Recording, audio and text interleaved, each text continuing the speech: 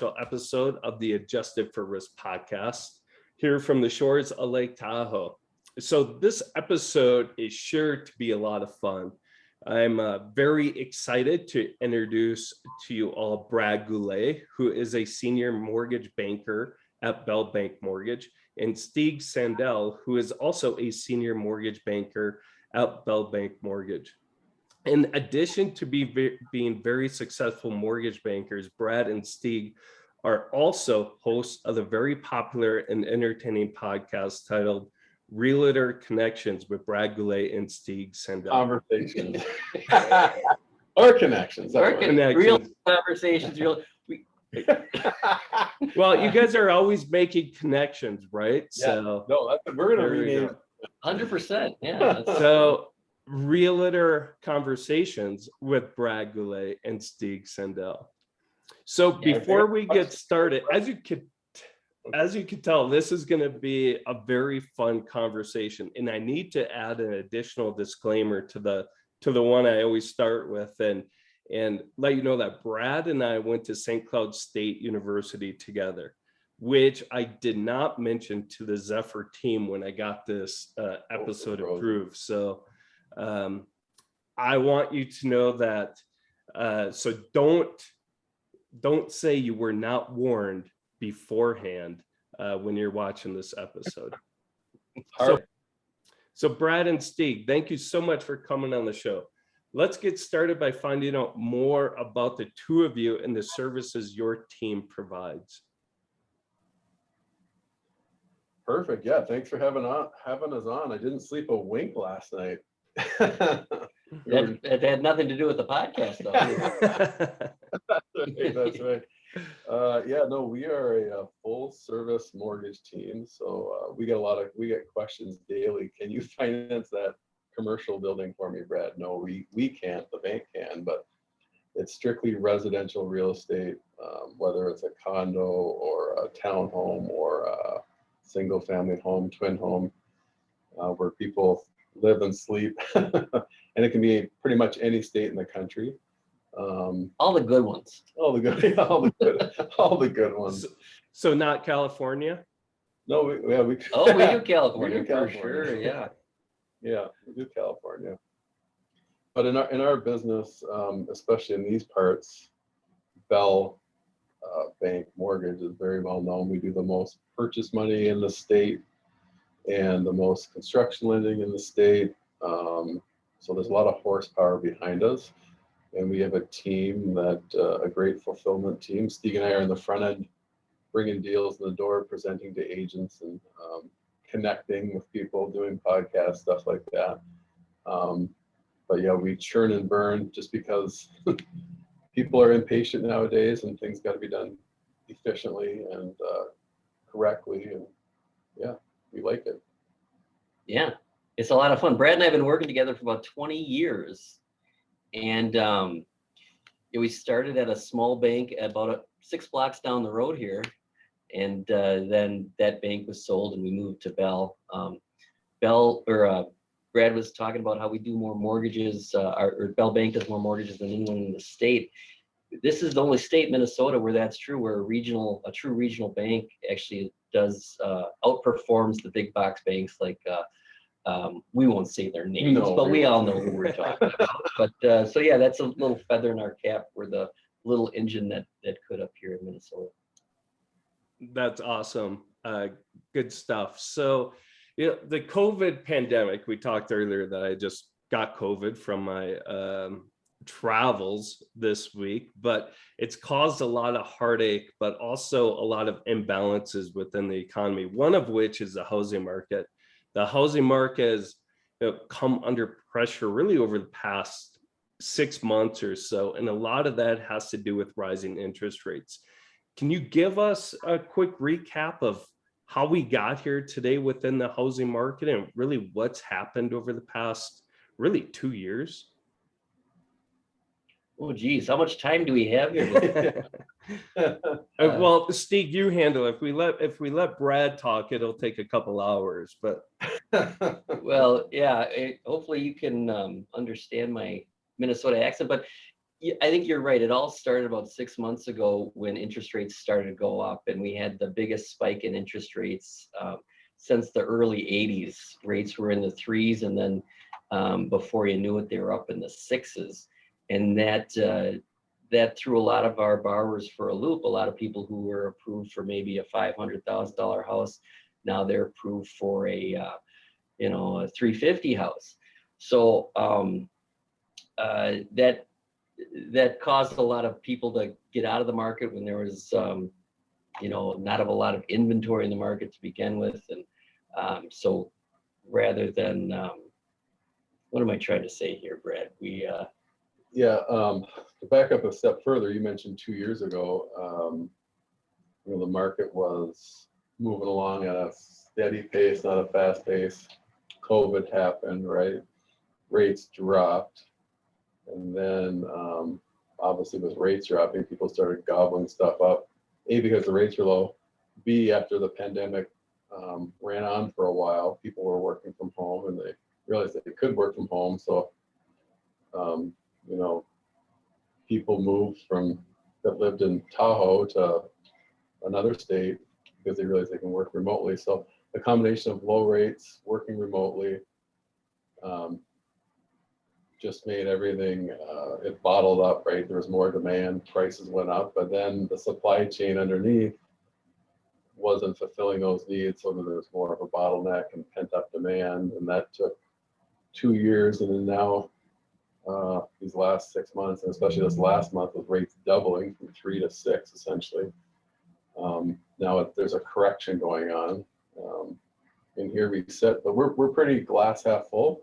There's a lot of people that are glass half empty. Over the span of our career, they're going to dip with an election coming the next 2 years. And guess what? In another 4 or 5 years, they will go up again. So we like to say, marry the house, date the rate, because rates will dip again.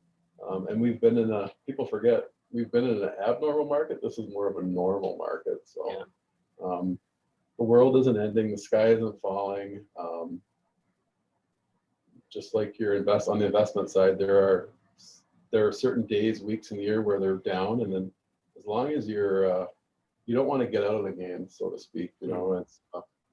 But this needed to happen. Homeownership, as you know, in Lake Tahoe is not cheap, and it's become unaffordable for the average American. So this is a necessary evil in our opinion. But and with the bigger sort of crisis, there's a bigger opportunity. So last summer we were seeing people, a house might go up for $350,000, and it would end up selling way over purchase price, or asking price is like 4.25 or even 450.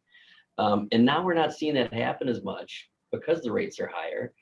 But I think that's good, because now someone going in to buy that same house, they're not competing with 20 other people and in a bidding war and paying artificially high for that house. The rate's going to be a little higher, but we can fix that in a couple of years when rates come back down. So big opportunity right now in the market. I think that's a fantastic recap. That was spot on. From what I'm seeing on the investment side, and Brad, you brought up a good point where we often say you don't want to time the market, right? If you try and time the market, it's a loser's game, and you just want to stay in. And I have in my notes here, one thing that I saw from Bell Bank that you guys posted I really like is marry the house, date the rates. And we're talking about the Federal Reserve again, increasing Fed funds rate 75 basis points next week and potentially 100 basis points in upcoming meetings. But there's also that potential for a pivot, which will reduce Fed funds rate and also maybe give you a break on mortgage rates too. And as you said, this is a good opportunity. We always compare, you see a lot of pundits out there talking about the housing markets, it's going to crash. But when you look at I like to look at the strength of households, and if you compare the strength of the households today, their balance sheets, they've never been stronger. And when you compare to the housing crisis of 2007, 2008, where prime mortgages and ARMs were abundant and made up like 30-40% of all mortgages. That's not the case today. Mortgage delinquencies are nowhere near the housing crash of 2007, 2008.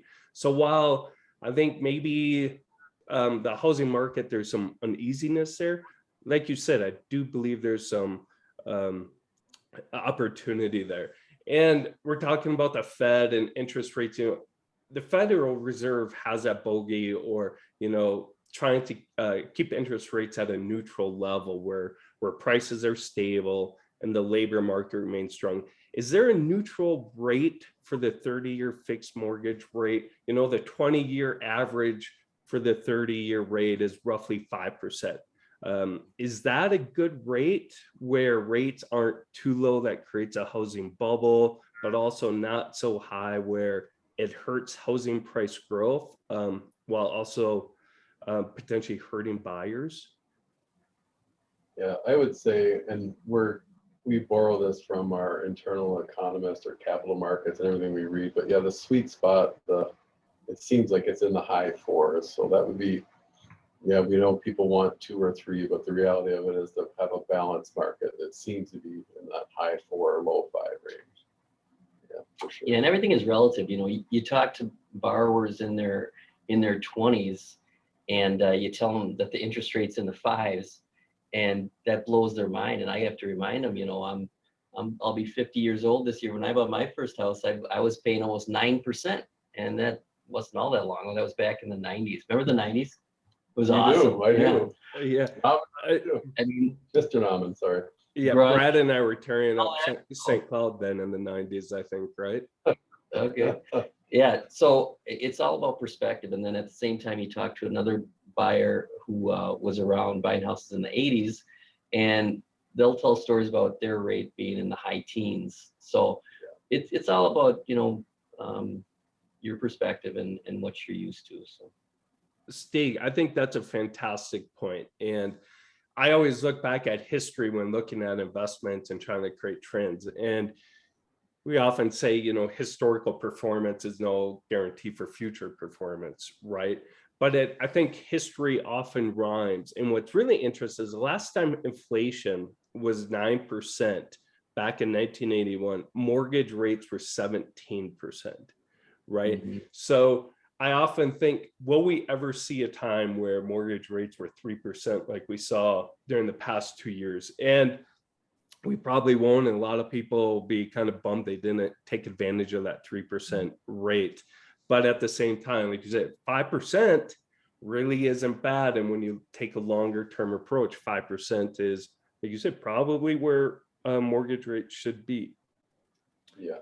So with that, when we talk about financial planning, we often talk about taking a holistic approach to your financial objective. And within that holistic approach, the purchasing and managing of your home is arguably the biggest and most important financial outlay one will make in their lifetime. So what are some mistakes buyers make when buying a house? Oh, geez. Yeah, good question. Great question. I can tell you all the mistakes I've made. Long list. That'll be another episode for all of us, for all the mistakes we've made, I think. I would say the kids nowadays, especially with the good old internet and cell phones, they're just smarter, wiser. Having only the newspaper back in the day and mom or dad or word of mouth, it seems like they're more educated. And having gone through the crash, obviously our bank never did the exotic liar loans and all that stuff, but like you said, the lending was fundamentally broken. That's not broken anymore, but so the mistakes we saw there were because of the mistakes those people made were because of the lending system, unfortunately. But everyone that's applying for a loan right now, it seems like they understand they have to be able to afford it or prove it on paper. So from a loan standpoint, most people are pretty good. There are some credit repair stuff out there, but mistakes in terms of buying a house, it's location, it seems like, or we will see it's a common theme. People have a starter house, their next house, then they buy a bigger house, then all of a sudden they're back in 3 years when their kids leave, and they don't always regret it, but Yeah, it's a- yeah, and well, I think one misconception that a lot of people have is the old adage that you really shouldn't buy a house unless you have 20% down. And I think we've outgrown that. The prices of houses are just so high that, you know, saving 20% down for a $15,000 house is a lot different than saving 20% down for a $500,000 house. So you could get stuck saying, okay, I'm going to take 2 years to save up 20% or 3 years, whatever. By the time you save that money, the house that was going to cost $350, now it's up at $550. So got a lot of aggressive programs. The whole industry does, where you can get into a house without having to write a big check, and you can start building equity while paying the mortgage down. And I think that's, you know, when you talk, because you're an expert on building wealth, and I think that's a good way to do it rather than trying to. Oh, sorry. One mistake we do see is people go to bad lenders, just like they go to bad financial planners. Yeah. Right? They're every week or weekend goes by, and you know, they're calling saying, I was promised this, told this, and now all of a sudden we can't do it. Can you fix it? And it never fails. It's just usually with a bad lender or someone that's overpromised, underdelivered. And so we always go back to, we don't do the most purchase money in the state accidentally. You have to be competitive and good at it. So people see the online ads or the commercials, and it's just hook, line, sinker. They just don't know better, unfortunately. So, but that's a big one that we see. I agree with that. Are you seeing that more often? Stig mentioned it earlier about how mortgage rates and interest rates, they move so quickly. I think, you know, I was looking earlier this week.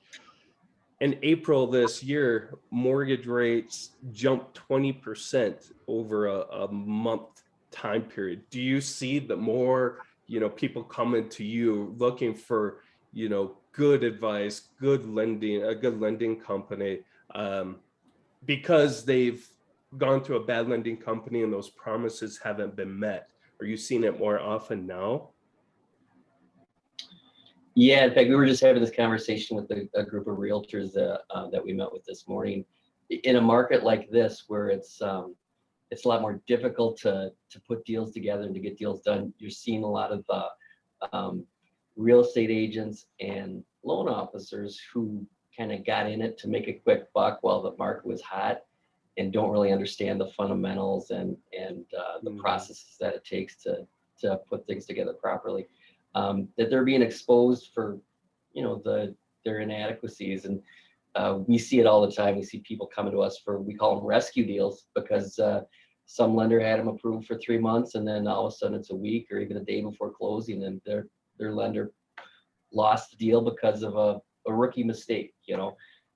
So we have to come in and kind of pick up the pieces. We do that all the time, just because that's what happens when you get old, right? You just Yeah. you learn all we've already made all those mistakes, so we're done with that. But yeah, and same with agents. It used to be, you know, a couple of years ago, you just put a sign in the yard, you left 20 offers in half an hour, and it's just not that way anymore. You have to work to market. So yeah, picking who you work with really makes a big difference. And that's I think a great place to end it. We do talk a lot about in the financial planning spaces, make sure you go with somebody that is trustworthy, and that can be also stated in the lending space too. So I think that's fantastic. So I always like to end the podcast with something fun. So Brad, Stig, is there a fun story? Brad, we have a lot of stories, but like we were saying earlier, this is a family show. Someday we will maybe do a adjusted for risk after dark version of this episode, and then maybe we can really come out with some good stories. But any good stories, anything fun, maybe something you've seen in the past couple of weeks that maybe is really interesting, whether it's work related or not. Oh, where's the sign? Oh, Brad's got a visual aid he wants to bring out. Oh, either that or Is it a maple leaf? Is it, oh boy. Here's some trivia for your viewers. Lenders who will fight for you. Now this is really good marketing right there. Who in your team is that? Must be Stig and Stig. That is fantastic. I have a lot of free time. I don't have many friends, so what I do is I kind of sit and I like to make those little funny things. Brad doesn't invite you golfing on his daily golf adventures. If you saw me golf, you wouldn't want to get near me. Our team went golfing a while ago, and I actually hit one of our gals. I don't know how I hit the ball. No, he's better. 180 degrees this way, but I did. We do a lot of social media posts, and we've been doing that. We do a daily post like that, just kind of something fun in it, and we do get a lot of comments on it. A lot of people talk about it, so. Maybe they like it, maybe they don't, but at least they're thinking about us, right? Exactly. It's that was marketing things that make people, you can't forget that. I'll never unsee that poster now, right? With that being said, Stig, where can our viewers, my thousands and thousands of viewers out there, get more information, and where can they catch your podcast at? Well, you can find us on Instagram at Mortgages by Brad and Stig. Okay, and that's where you'll find all of our hilarious video content. Otherwise, our podcasts, Realtor Conversations, iHeart, and what's the other one? Spotify. Yeah. All the big shops. That's where you can find our stuff. So thanks for asking, by the way. I know people are asking all the time, where can we get more Brad and Stig? Well, now you know. Now you know. Awesome. Yeah, we're all looking for more content from the two of you. It's fun. I enjoy the podcast. I always get a good chuckle out of it. So you're the one who listens. Yeah. You're our listener. I brought you two on hoping that maybe you'd build my followers by leveraging your millions of followers. Of course. Yeah. Good idea. Good idea. I hope we can help. Right. Yeah. It's those connections, not the conversations, right? It's the connections. Right. Yeah.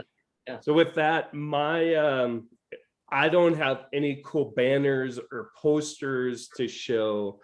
Mine is, I just got back from, we were talking before we got on the show, back from a cruise to Alaska over the past week. It was a lot of fun.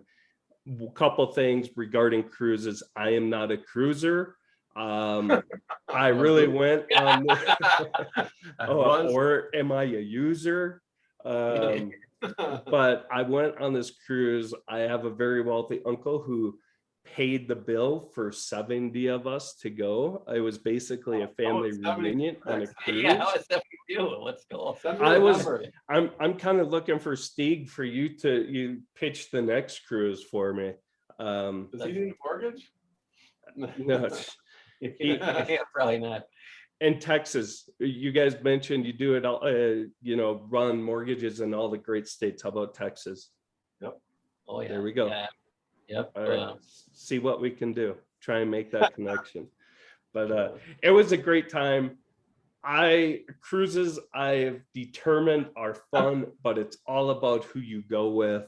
Make sure if you go on a cruise, it's with a good group of people. You can have a lot of fun and all that. So with that, thank you so much, Brad and Stig. I really appreciate it. It was a fun conversation.